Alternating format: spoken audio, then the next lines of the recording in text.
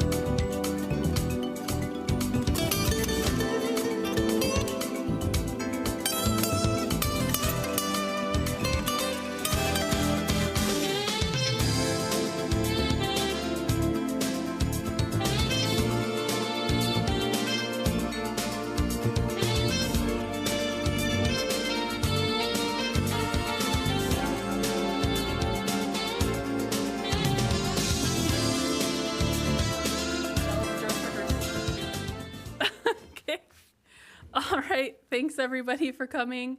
Tonight is September 11th.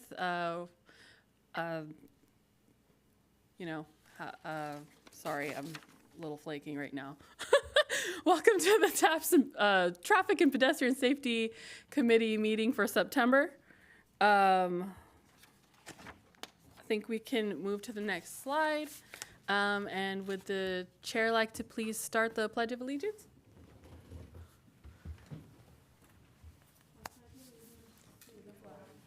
United States of America, and to the republic for which it stands, one nation, under God, indivisible, with liberty and justice for all. Thank you. Okay, we could start the roll call. We'll start with committee member Oliver Collins. Present. Member Ben Doyle. Here. Chair Faith Dunham Sims. Present. Member Kent Moriarty. I'm here. And member Crystal Pasco. Present. And tonight I am Nazmia Mia Hubner. I'll be your staff today. To the next slide, please. Who would like to approve of last month's meeting's minutes? I'll make a motion to approve last month's minute.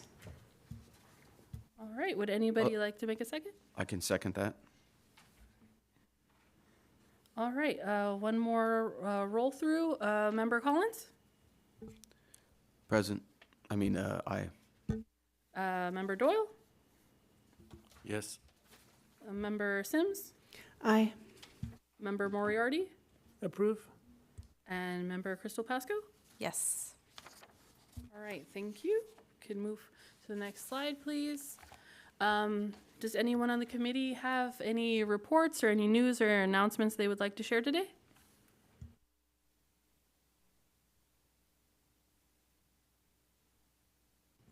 All right. Let's move to the next slide, please. Okay, so now we can welcome any citizens to be heard. Please remember that these are for items that aren't on the agenda. And please limit your comments to 3 minutes.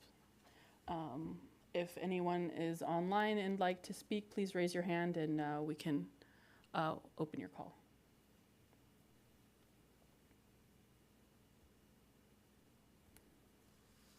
Okay, looks like we don't have any citizens to be heard for now, so please move to the next slide, please. We'll move on to traffic and pedestrian safety issues. Next slide, please. This slide is just a reminder of our traffic calming policy. Of course, a lot of the issues that we discuss here in this committee are related to traffic calming, and so it's good for everyone to visit the website and just review each step. It's a great tool to familiarize with what you guys can do when there's an issue that you have interest in and would like to make change happen.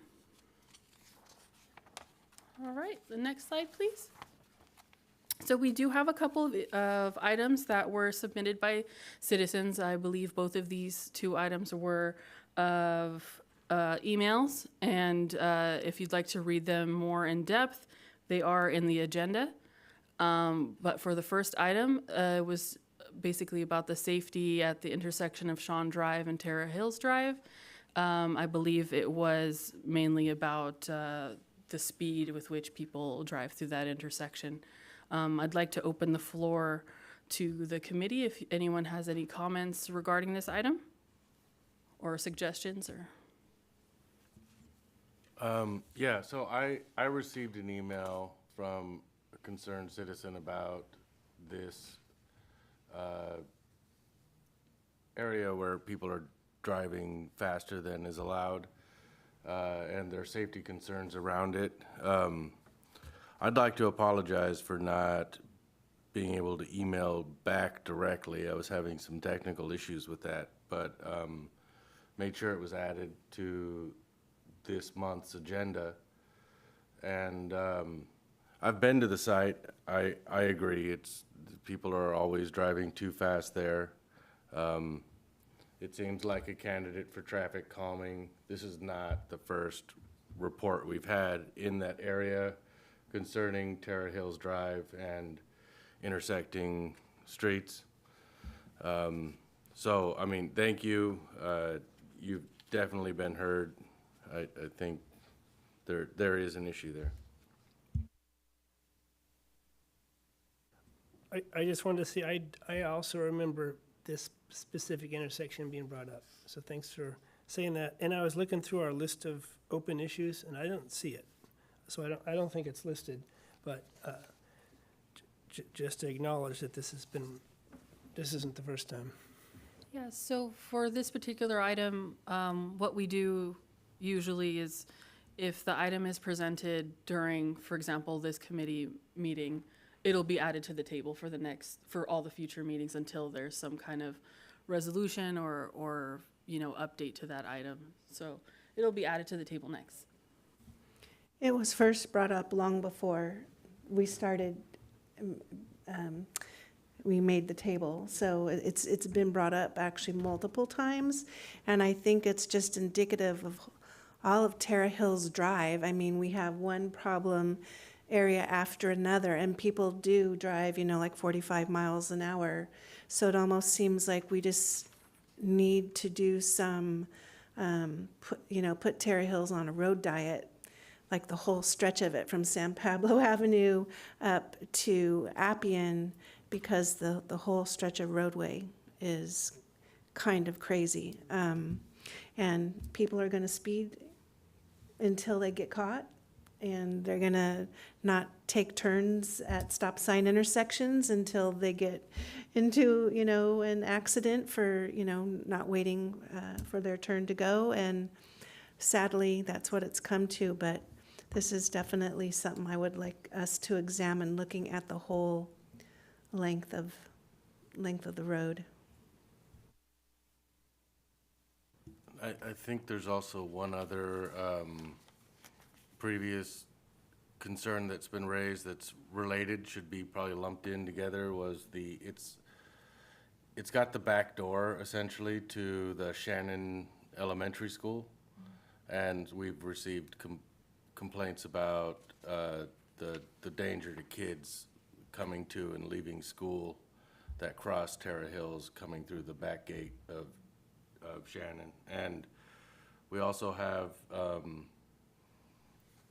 had members of the Pinole police give feedback on this, and they have done a great job sending people out there, putting traffic monitoring, giving tickets, and it slows people down for a little while, but then until the city can have a designated Terra Hills Drive officer 24 hours a day, that's got limited impact.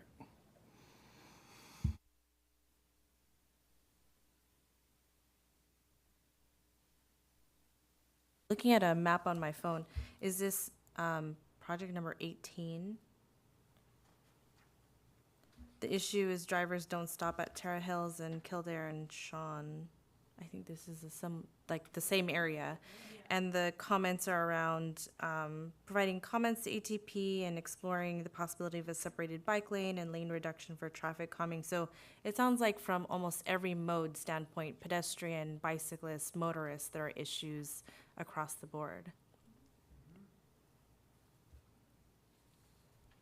Yeah, so I said it wasn't on here, it actually is. Yeah, I think that's Yeah. the one, right? Okay.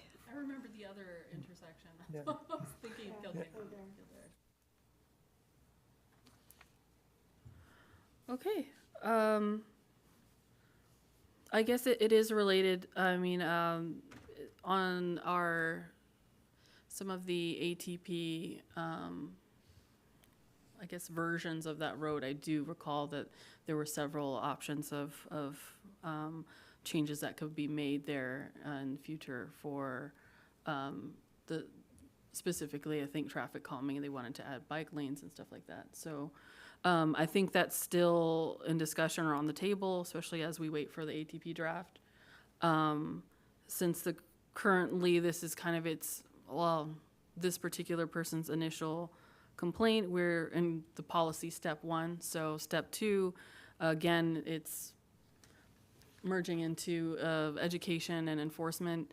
But I feel like you said, I think we've been talking about this particular street around some of those. So I feel like there is kind of a mixture of things already happening, especially since we've already moved it into ATP discussion and there's like drawings for it. So That's a good point you guys are making about this being already covered in the active transportation plan, because it's still in draft stage, and I believe, well, it hasn't been approved by council, so yeah. people can be making comments. Yeah. So this is probably a way, kind of a high-impact way, if somebody's concerned about this intersection, this document's gonna be coming before council, and so this is a opportunity to get some input into that document. Recommend comments from folks. Yeah. Okay. If we don't have, is there any public comment on this particular item before we move on to the second one? I'll just move to the second one. If there's any comment, please be sure to raise your hand.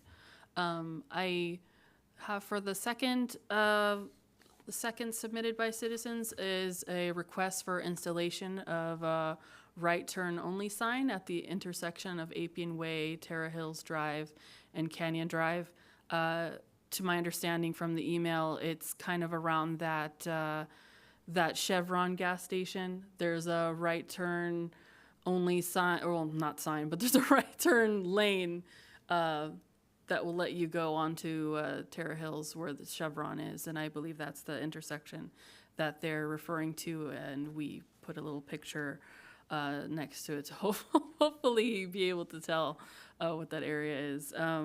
But yeah, I'd like to open the floor again if there's any comments, suggestions, or just anything that would like to be discussed for this particular item. So I did have a question on this one. Was there some background on why the person thought a sign would be necessary? Are people getting in that lane and then driving straight, or? Yeah. Okay. From what I can remember of their email, the concern was people would enter the right turn lane but use it to kind of continue driving straight towards the freeway, and I guess they would end up having to kind of merge back in front of people who were in the straight lane.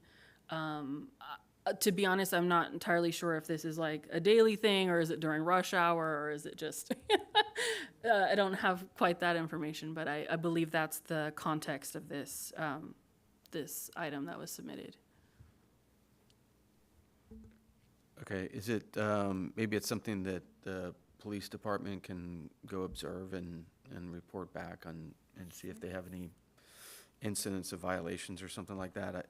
Or, I don't know if there's any traffic cameras on that intersection, but maybe that's an opportunity, if we had a resource like that, to get an idea of how the frequency or the time of day or day of the week kind of stuff. Well, I see this happening like all over the place. I have seen it occur here. It seems to be the trend everywhere throughout my commute. I see this happening. And really, all of the striping at that intersection could stand to be refreshed. It's pretty beat up, even though it was done not all that long ago.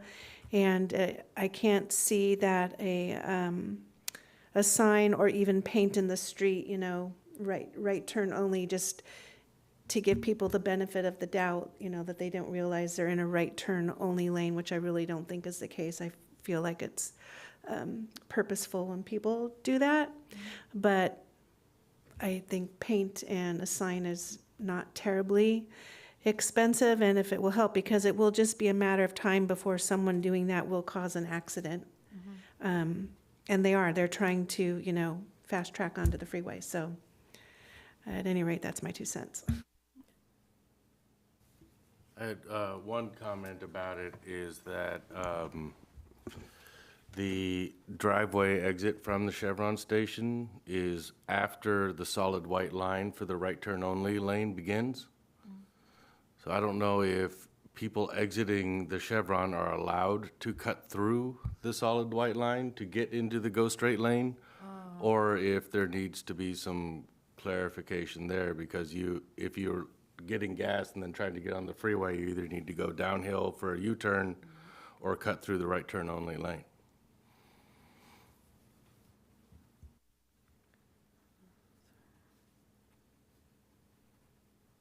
My apologies, I'm just taking note of that. Yeah, to your comment, potentially we can have one of our inspectors maybe just stand out there and look, see if that's something that, as far as distances go, we could probably head out there and take a look and see what kind of proximity that driveway is to what's actually striped. And thank you again, Chair. Internally, we were kind of discussing a similar idea as far as refreshing the paint there and adding the sign. I think those might be simple steps, but those were kind of items we were exploring. And I think potentially that particular lane, I think the line is not looking solid. It looks dashed. And that might be a question of, like you said, if we're giving the drivers a benefit of the doubt that it's dashed, like, oh, we can move over. Or is it dashed because of, for like you're saying, if you're trying to get out of the gas station, are you allowed to cross those lines technically by, I don't know if everyone follows the striping, but that's a whole other conversation. But yeah, those were also items we were exploring. I want to say that I believe when you're in and out of driveways is one of the times when you're allowed to go over solid lines. And I honestly think it's more a fact of if there's a red light and you're trying to get out of that gas station, you have to wait until someone lets you out. Not like, oh, I'm going to go in the right turn lane and then try to get over. That's not to say that's not what people are doing, but I believe it follows that rule of driveways with the solid lines, but we'd probably have to look that up in vehicle code or some such thing. I don't know. Officer Eubanks can probably speak to it better. Yeah, I personally would just need to see what that striping looks like.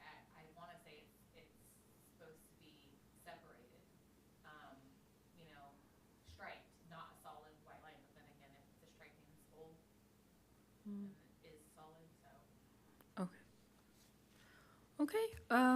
As with the item before this item, are there any other comments from anyone? Yeah, so again, this item is also at current policy step number 1. Next steps would be education, checking out the site, and enforcement. So we can explore what we can do for those next few steps as we move along. All right, if there's no outside comment, I will move to the next slide, please. All right, so for traffic issues that we've discussed and their status, this slide has no updates. Can we move to the next slide, please? This one is also, there's no updates. Next slide, please. For this slide, there are also no more updates. Next slide, please. For this particular slide, I can't recall. For item number 16, drivers don't stop at Deutsch and Victor intersection stop sign. I'm not sure if we discussed last committee meeting that the markings have been refreshed. We could potentially add some photos of that in a future future TAPS meeting PowerPoint. But other than that, I believe there are no other updates here. Next slide, please.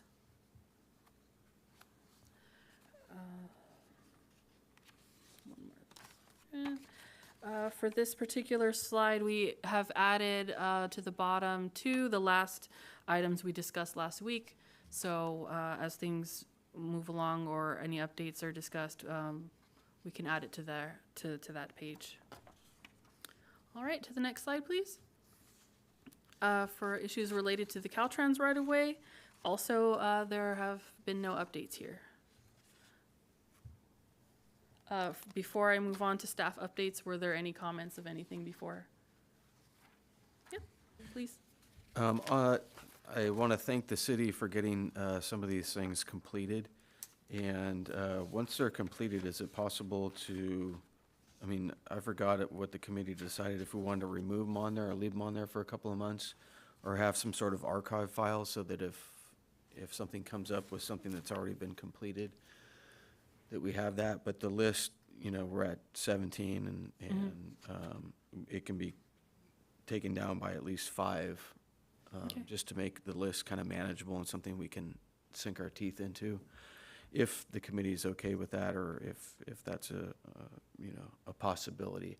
I mean, we want to be able to retain the data somehow and archive Yeah. it that we did this, but to have it on the kind of like this active list is, Okay. it can just keep going and going. Do My thoughts. any other members feel similarly or have anything to add to that? I would second the creation of an archival, completed items list. Okay, so I'll discuss internally if there's anything where, to be honest, if we're violating anything by removing anything.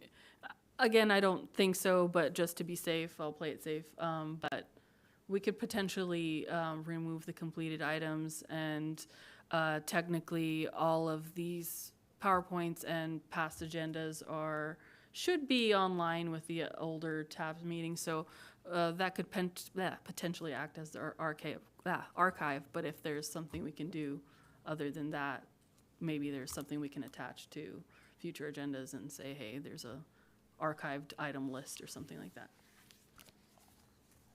All right, thank you for your comments so far. Can we move to the next slide, please? We can move now on to staff updates. So for the first staff update, we have the Officer Eubanks for the police department. Okay, hi. So I just wanted to present some collision statistics.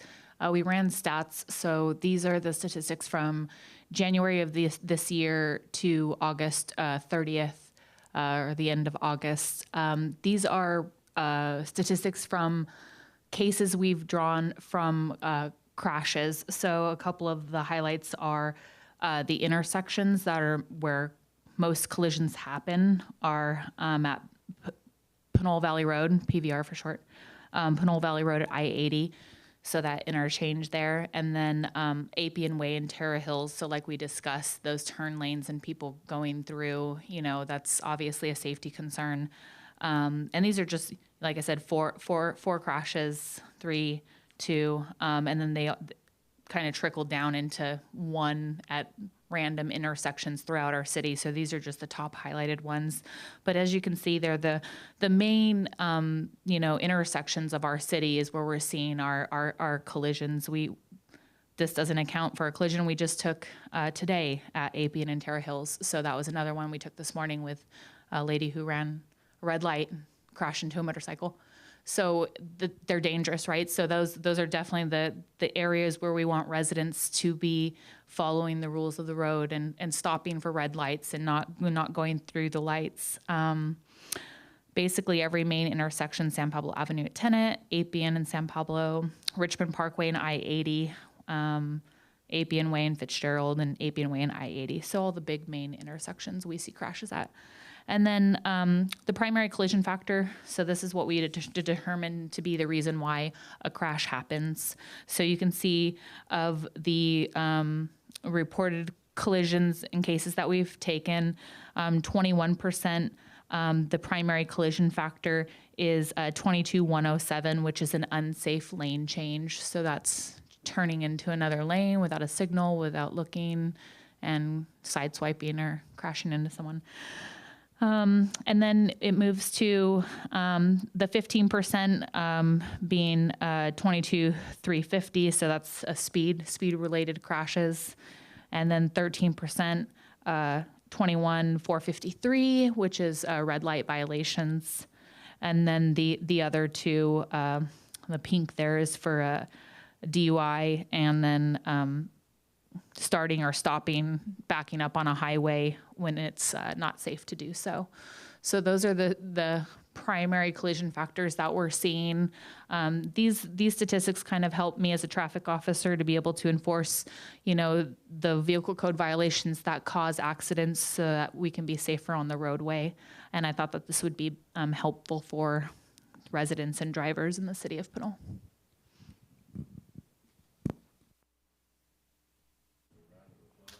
Yeah. Thank you for that data. I mean, it's so much, I don't want to say fun, but it's always nice to see like the visual of what's happening. It's just gives a good picture. I don't know if anybody in the committee would like to discuss or have any comments or, oh, looks like there's two. I just want to thank Officer Eubanks for her making this chart, and we're glad to have it, and I think the visual is awesome, and good job. Thank you. Yeah, thank you for this information. It's really, really interesting to see. And we're talking a lot about this where I work. We have a high injury network for Alameda County, so we're doing a lot of safety science of understanding, all of this. And I'm wondering if there's more data from this level where we understand. It sounds like the specific collisions that you mentioned are between a motorist and another motorist, but do we have data that shows us, collisions that happen between motorists and pedestrians or motorists and cyclists? Yeah, so I can run reports that tell me whether it's a vehicle versus vehicle, or a vehicle versus object, or a vehicle versus pedestrian, or but without even having to run the statistics, and based on my experience, I would say their overwhelmingly majority is vehicle and vehicle, motor vehicle involved with another motor vehicle on the roadway. That would be the most common that we see. Of course, we see, a couple of vehicle versus pedestrians, a year, or vehicle versus a motorcycle or bicyclist. I've seen all of those this year, but they are lesser than just motor v motor. Yeah. And then another question I had was, is there data that shows us what the outcomes are? Like, is there a way that the police department sort of categorizes? Like, was this a fatal collision? Was this a severe life-changing collision? Or was this like a just injury or? Yeah, so we have internal data that we use for officers that we provide so that they kind of know what they are. But you certainly can, just like citizens' RIMS, like we've discussed, you can go in and look up that. So we can pull reports from RIMS that show, break it down from injury to non-injury, minor injury, major injury, fatal, DUI related. So you can really break it down further. I just felt that for an average citizen that is traveling on our roadways, this is the most important information. Internally, some of the other information kind of helps officers, be better aware, so they can provide a better level of service. But absolutely, you can run several reports through RIMS. Mm-hmm. Yeah, definitely. I think having that access to that level of data can help us be strategic when we have limited resources and we need to think about prioritizing where our investments as a city go. So it's good to know that data is available. Yeah, exactly. And I mean, when we talk about striping and needing really good intersections, when we have citizens who, have complaints and concerns about certain areas, but we don't have maybe crash statistics, or we don't have any data in that area, but yet we have data at, Appian Way and Terra Hills, like maybe that's a bit of a priority for striping, right? So, yeah. Thank you. Okay, if there's no further comment, thanks again for the data. Like I said, it makes sometimes what feels abstract a little more solid. All right, if we can move to the next slide, please. For CIP projects, there are no new items to report tonight. Next slide, please. development projects. There are no new items to share tonight about this, but again, we do put information about current development projects on our website, so please feel free to visit the link on the page to see any changes or added projects. Next slide, please. For the active transportation plan, again, the website should be still active and potentially is still able to comment. I'm not entirely sure, to be honest, if any commenting has been turned off, but the final draft hasn't been received yet. It's still a work in progress, but also rest assured, even when we receive the final draft, there's still a period of review of that for you all before it makes it to any further steps. So when we receive it, we'll be sure to discuss that and have time to receive your comments and everything like that along the way. And the current draft is available somewhere in the city website?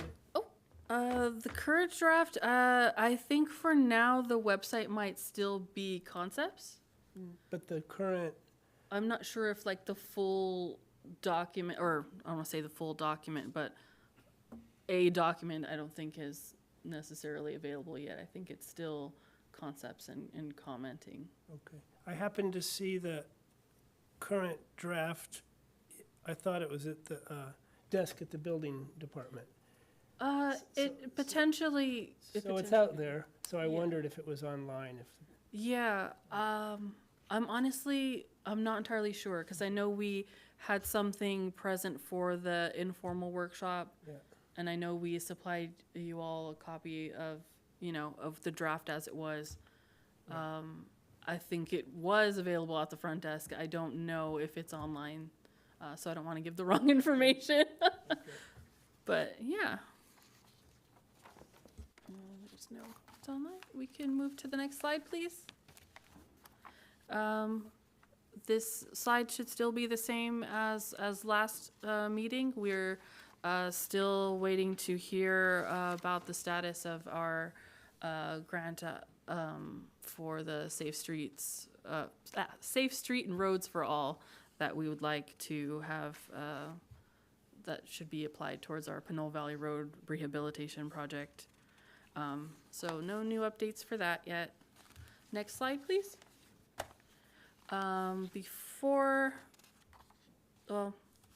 So for this slide, again, it's basically contact information if anyone would like to reach out to our committee members. Their email addresses are listed on the slide. We also would like to remind people if there's any issues that they come across throughout the city. Formerly, people used to just email Public Works directly, but we do have an email designated just for service requests, so please feel free to email that one. And then again, we discussed the traffic calming policy a little bit. We had a slide earlier on in this presentation, and the link is at the bottom for reading it. But before I move on, were there any other comments or anything any slides that we just passed before I go to the next? I just wanted to thank the city for that last slide. I know it was there last month too, but I think that's a really good thing to close with or to include so that people get reminded how to contact and speak up. All right, thanks. Going back to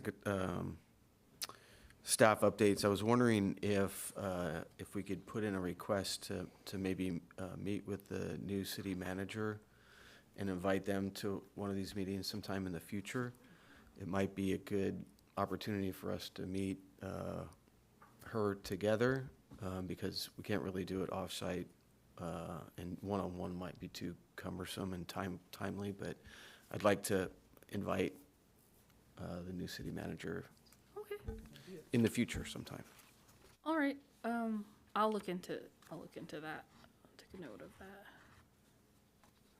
Okay, so the next slide, please. We have the floor open to you all there should be another slide before we adjourn. Is there anything you guys want to add to the agenda at all for the future? Nothing to add, but I just wanted to recognize that in the last meeting, we had asked for more information about the new daylighting law, and that was sent out to us. And I also saw that the city posted something on the social media account to inform folks about what that law is about. So just want to say thank you for that. Oh, thank you, thank you. Well, if that's all comments left for tonight, would the chair like to adjourn to the next meeting, please? Yes, I also want to make sure we give a remembrance to the victims of the 9/11 terror attacks. And thank you all for joining us. We'll adjourn until next time, October 9th, 2024, 6 p.m. Thank you. Thank you.